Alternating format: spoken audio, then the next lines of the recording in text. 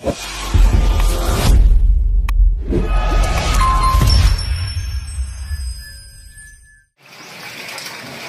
guys, magluluto tayo ng pork steak. Yan, nakababad na sa kalamansi, bitchin, at saka paminta. Lalagyan na lang guys ng toyo yan. At ito yung ating sasab dyan. Yan lang. Hindi sibuyas. Siyempre, iprito na natin ng konti yan. Iprito muna natin ng konti bago natin igisa. Pero sa ngayon, babad muna natin mga 20 minutes yan. Guys, atin ang imimekos-mekos yan.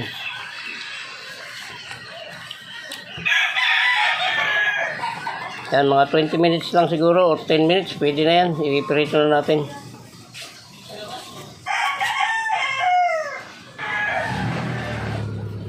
So guys, didiretso na natin ito guys. Didiretso gisa na natin at para hindi na tumigas, hindi na natin piprituhin. Kaya lang i-ano lang natin, parang sangkot siya lang muna. Lalagay ko muna yung guys, wala tayong cameraman. At natin guys, hindi na natin yan pero hindi pa muna natin sasali sa sabaw. Tumpak, sakit.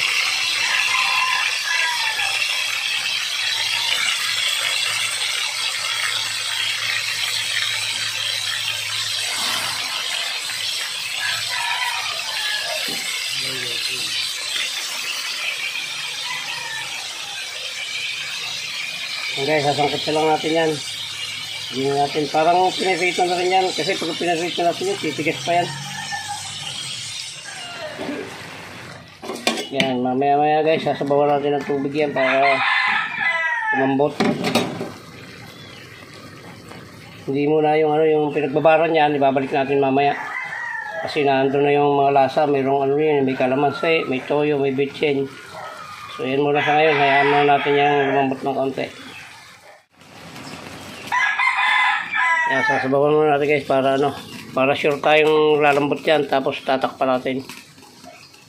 Pag malambot na yan, doon natin ibabalik yung sabaw niya nung pinagbabarang kanina, nung karne.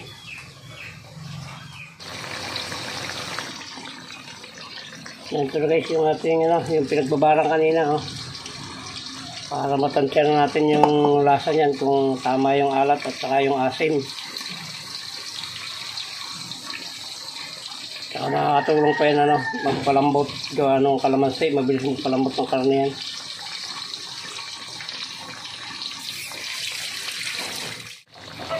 Okay guys, lumabas na yung sarili niyang mantika.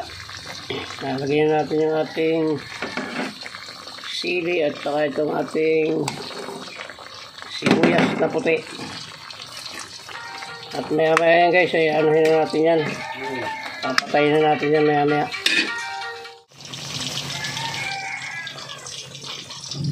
Yan, ilagay sa itsura niya ngayon, luto na yan. Masarap yung malutong-lutong na sibuyas.